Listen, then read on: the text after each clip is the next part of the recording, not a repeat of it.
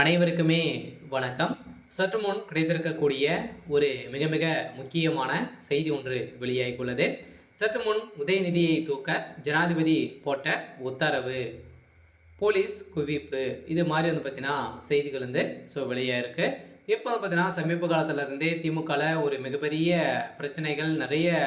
திமுகவுடைய தலைமை பார்த்தீங்கன்னா மக்களுக்கு இடையூறாக தான் நிறைய பிரச்சனைகள் ஈடுபடுத்தி இந்த உதயநிதி ஸ்டாலின் அவர் பாலியல் விவகாரத்தின் அடிப்படையில் சிக்கியிருந்தார்.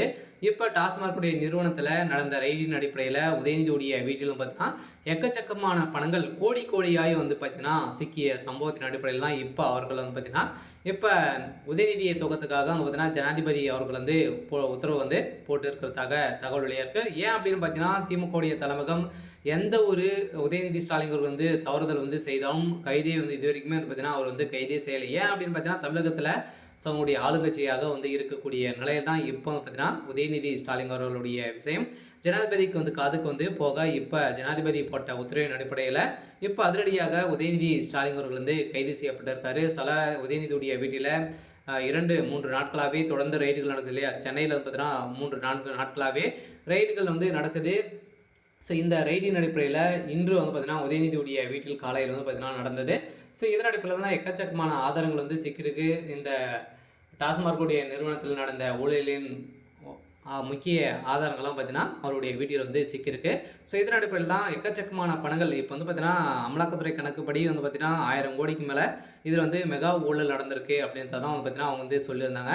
இந்த வழக்கும் இருக்குது. இந்த வழக்கின் அடிப்படையில் தான் இப்போ ரைடுகள் நடக்குது. மீண்டுமே இப்போ 40,000 கோடிக்கு மேலே மெகா ஊழல் நடந்திருக்கு. இந்த டாஸ்மார்க் நிறுவனத்தில் இல்லாமல் மின்சாரத்துறையில் பார்த்தீங்கன்னா டெண்டர் விஷயத்தில் மிகப்பெரிய ஊழல் பார்த்தீங்கன்னா மறைமுகமாகவே நடந்திருக்கு அப்படின்ற மாதிரி செந்தில் பாலாஜி அவருடைய கதையை முடித்திருக்காங்க. இருந்தாலுமே செந்தில் பாலாஜி அவர்கள் செய்யக்கூடிய மேலேருந்து ப்ரெஷர் கூட்டு செய்யக்கூடிய அளவுக்கு தான் உதயநிதி ஸ்டாலின் அவர்கள் இருந்திருக்காரு.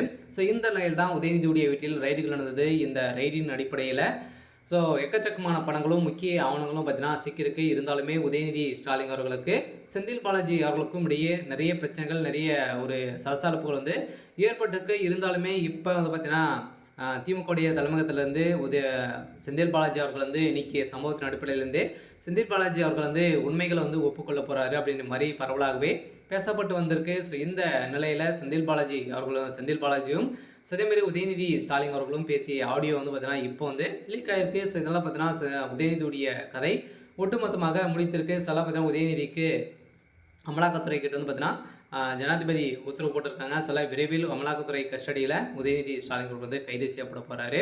சரி, ஓகே. ஸோ இன்னைக்கான அப்டேட் இதுதான். ஸோ மறக்காமல் நம்மளுடைய சேனலை சப்ஸ்கிரைப் பண்ணி சப்போர்ட் பண்ணுங்கள். தேங்க்யூ.